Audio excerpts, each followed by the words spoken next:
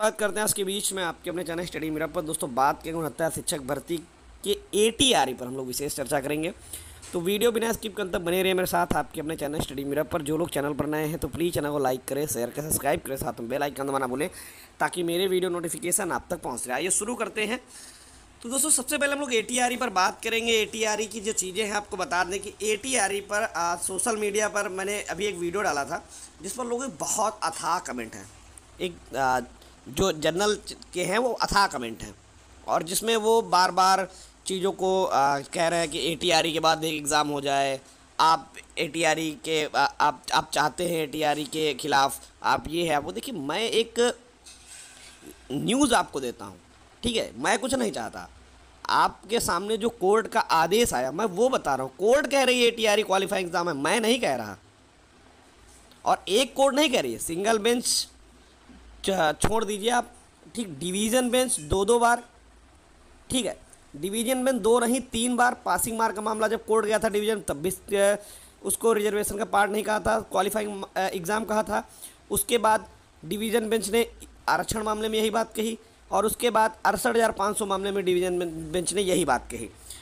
तो एक बार नहीं, 2 बार नहीं, 3 बार, ठीक, पासिंग मार्क मामले में और उसके बाद कट ऑफ उसके बाद आरक्षण मामले में और उसके बाद 68,500 मामले में। तो ये चीज़ें जो आपको लगता है कि मैं कह रहा हूँ, ये मैं नहीं कह रहा हूँ। आप अपना ज्ञान बढ़ाइए, ऐसे कमेंट लोग कर दे रहे हैं तो ज्ञान ये मैं क्यों बढ़ाऊँ जैसा आप खुद कह रहे हैं कि एटीआरई not a part of selection, only qualifying examination. एक बार नहीं 3-3 4-4 बार करें। आप स्वयं देख रहे होंगे। सबसे बड़ी बात, जस्टिस ओपी शुक्ला ने सिंगल बेंच में आदेश दिया था कि एटीआरई सिलेक्शन का पार्ट है।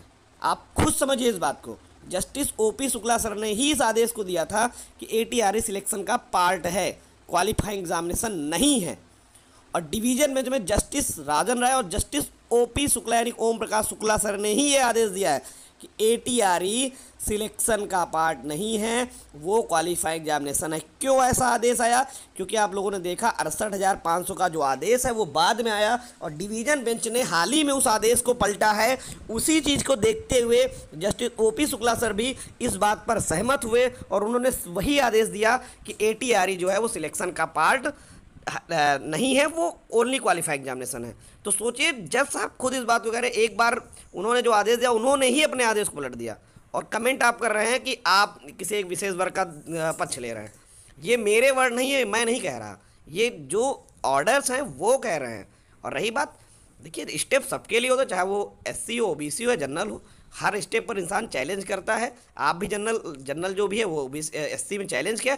तो जब अगर एससी से जनरल जीतता, मैं ये भी बताऊंगा अगर एससी से जनरल जीतेगा तो उसमें कोई दो राय नहीं। ये एक चैनल है, चैनल पर सिर्फ और सिर्फ ये जानकारी दी जाती है जो चीज़ें सही होती हैं, उसमें मैं कुछ नहीं कर सकता, मैं आपको भ्रमित नहीं कर सकता। जो खतरा है वो खतरा है। जनरल का पक्ष इस टाइम बहुत कमज़ोर है तो है। मैंने सिंगल बेंच में जीतने के बाद मैंने कहा था कि पलड़ा सिंगल बेंच के जीतने के बाद जनरल का भारी रहेगा, क्योंकि एक स्टेप वो एक सीढ़ी जीत चुके हैं। लेकिन फिर मैंने वहाँ कहा था कि सुप्रीम कोर्ट हाई कोर्ट का जो जजमेंट है वो हावी रहेगा, क्योंकि रामचंद्र मौर्य में सुप्रीम कोर्ट ने खुद कहा था कि एटीआरई सिलेक्शन प्रोसेस का हिस्सा नहीं, वो सिर्फ क्वालिफाइंग एग्जाम है। और सरकार ने अपने 2 एफिडेविट में, 2 से 3 मतलब जितने भी एफिडेविट सरकार ने लगाए, हर एफिडेविट में सरकार ने ये लिखा है कि एटीआरई सिलेक्शन का पार्ट नहीं, क्वालिफाइंग एग्जामिनेशन है।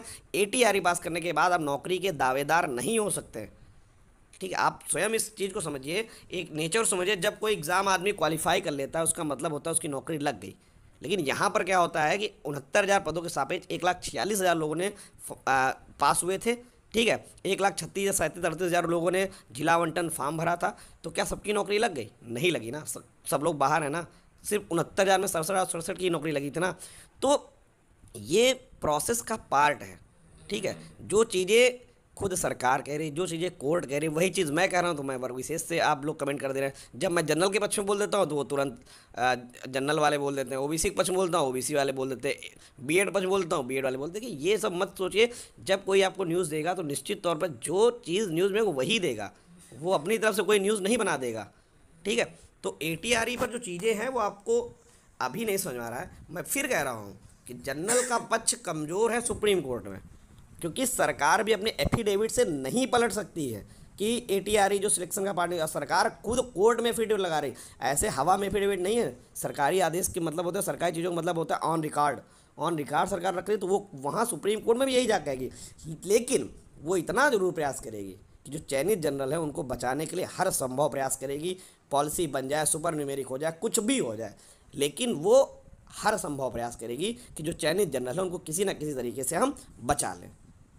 ठीक है, तो ये आने वाले समय में खुद पता चलेगा इस पर सुप्रीम कोर्ट क्या डिसाइड करता है। लेकिन कहीं ना कहीं मामले का निस्तारण अंतिम बेंच सुप्रीम कोर्ट से ही होगा, और इस पर क्या होगा ये आने वाले समय में पता चलेगा। धन्यवाद।